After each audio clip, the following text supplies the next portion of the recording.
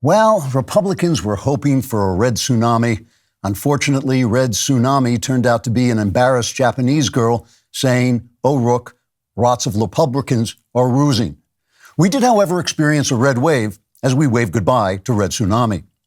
In the wake of these absurd puns, election analysts and other people without any discernible skill set are trying to make sense of the midterm results so that Americans can find out what the people who are wrong about everything will be wrong about next.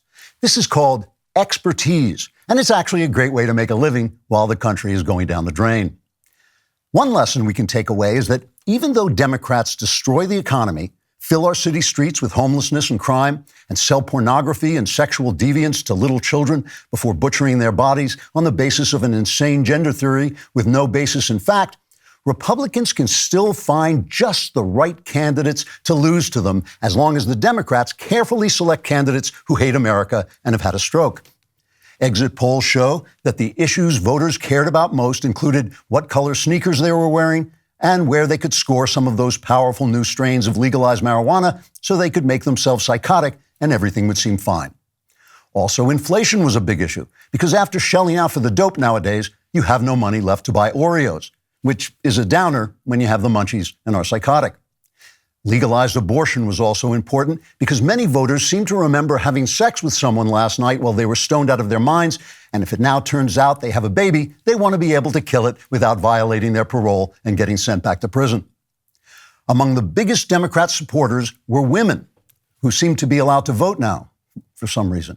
Also, young people lean Democrat because they've had the traumatic experience of not being aborted and want to make sure nothing like themselves ever happens again. The Democrats also seem to have had some success with their clever campaign strategy of turning everything to crap and then screaming about the weather, because climate change was named as a big issue when exit pollsters polled people who were exiting reality. But what effect did Donald Trump have, and how can we get him to stop? Trump devised the strategy of only endorsing candidates who agreed that the last election had been stolen from him. This, in fact, did turn out to be a very big issue with the guy who still gives a rat's ass about the last election. It was also big with his best friend, who pretended to give a rat's ass about the last election in order to avoid arguments and then voted Democrat, because who gives a rat's ass about the last election? Now, despite the disappointing results, there were bright spots for Republicans. For instance, they lost in California, Oregon, and Washington, so they can't be blamed for those dumpster fires.